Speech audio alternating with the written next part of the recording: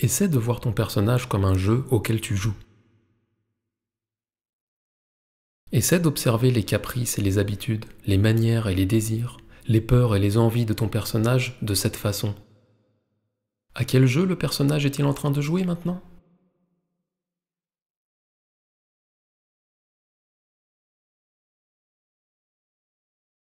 Le jugement est l'opposé du plaisir.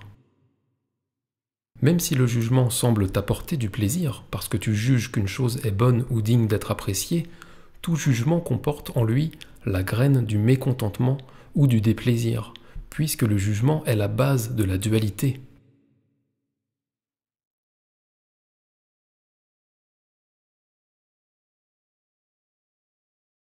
Apprécier, c'est accepter sans juger. Dans l'appréciation, des choix semblent être faits, mais ils viennent d'une écoute et d'un suivi naturel du flux, pas d'un jugement ni d'une mise à l'écart.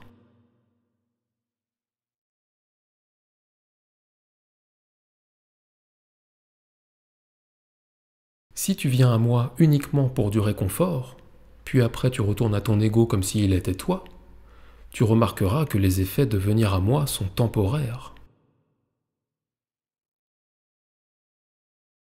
Tu n'as pas besoin de ce confort. Tu as besoin de la réalisation permanente de ce qui est vrai.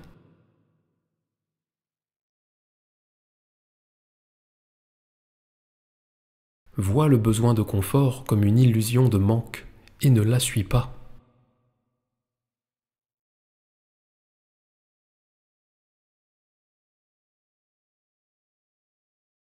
Tant que tu continueras à croire que tu es un personnage, tu continueras à croire que tu n'es pas celui qui a fait ce choix.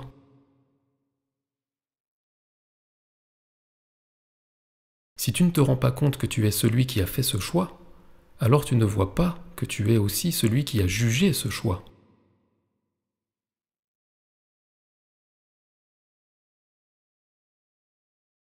Si tu ne vois pas que tu as jugé ce choix, tu ne vois pas non plus que tu peux renverser ton jugement.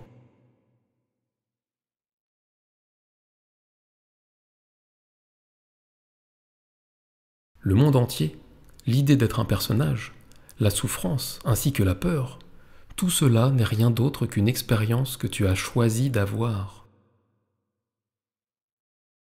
Et si tu as choisi de l'avoir, tu peux aussi choisir de ne plus l'avoir.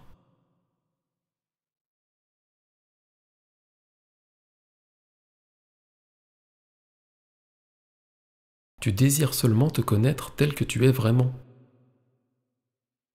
Ce qui veut également dire que tu ne veux pas te penser être ce que tu n'es pas.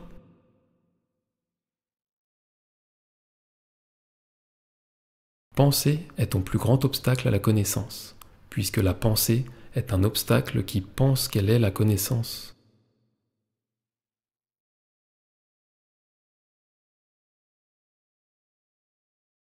Cela revient à dire que ton personnage est le plus grand obstacle pour te connaître, puisque tu penses que tu es ce personnage.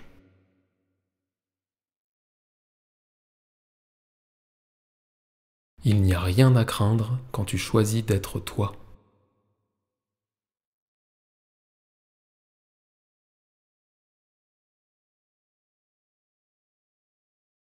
Si tu regardes attentivement la pensée de culpabilité, tu apprendras très vite à rigoler devant la sottise de cette idée. Quand tu es heureuse et en paix, elle te dira que tu es coupable d'avoir cet état d'esprit. Quand la contrariété revient, elle te dira que tu es maintenant coupable pour cela. Elle n'a pas de fondement. Pose-toi dans la confiance en qui tu es.